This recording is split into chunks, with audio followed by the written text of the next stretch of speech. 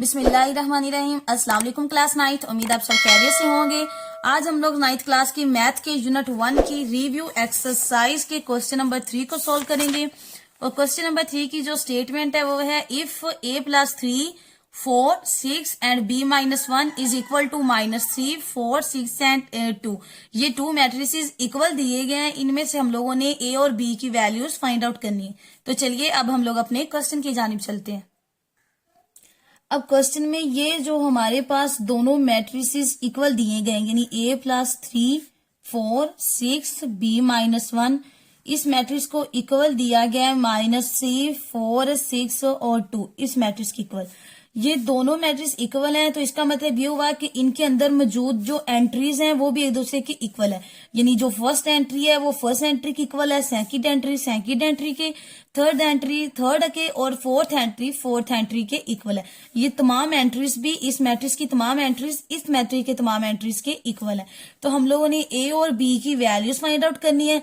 तो हम लोग देखते हैं कि ये देखें जो फर्स्ट एंट्री है इसमें ए मौजूद है ना, और ये किसकी इक्वल आएगी, इस मैट्रिक्स की फर्स्ट एंट्रीज की। यानी ये a + 3 को हम लोग किसकी इक्वल रखेंगे, 3 की इक्वल, -3 की इक्वल। उसके बाद देखें यहाँ पर ना a है ना b, यहाँ पर भी a b नहीं है। अब देखेंगे जो इसकी फोर्थ एंट्री है वो क्या है, b - 1, और फोर्थ एंट्री को इस मैट्रिक्स की फोर्थ एंट्री की इक्वल रखेंगे 2 की इक्वल। क्वेश्चन में ये दोनों जो मैट्रिक्स हैं वो इक्वल दिए गए हैं और इसका मतलब है कि इनकी जो अंदर मौजूद इनकी एंट्रीज हैं वो भी इक्वल है। यानी इस मैट्रिक्स की तमाम एंट्रीज इस मैट्रिक्स की तमाम एंट्रीज के इक्वल है। तो जो फर्स्ट एंट्री है a + 3 इसको हम लोगों ने इस मैट्रिक्स की फर्स्ट एंट्री यानी -3 की इक्वल रखा, और उसके बाद इस मैट्रिक्स की जो फोर्थ एंट्री है b - 1 इसको इस मैट्रिक्स की फोर्थ एंट्री 2 की इक्वल रखा। अब इस इक्वेशन, ये हमारे पास 2 इक्वेशंस हैं। इन्हीं इक्वेशन से हम लोग a और b की वैल्यूज फाइंड आउट करेंगे। ये देखिए a = -3, ये पॉजिटिव 3 है, जब दूसरी साइड पे आएगा तो -3 हो जाएगा। यानी a = ये साइन नेगेटिव रहेगा, वैल्यूज ऐड हो जाएंगी, 3 में 3 ऐड करेंगे तो 6। a की वैल्यू हमारे पास क्या आ गई है, 6। अब b की फाइंड आउट करनी है तो b = 2, ये -1 है, दूसरी साइड पे जाएगा तो +1 हो जाएगा।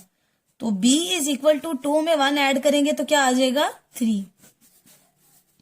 यानी a = -6 एंड b = 3।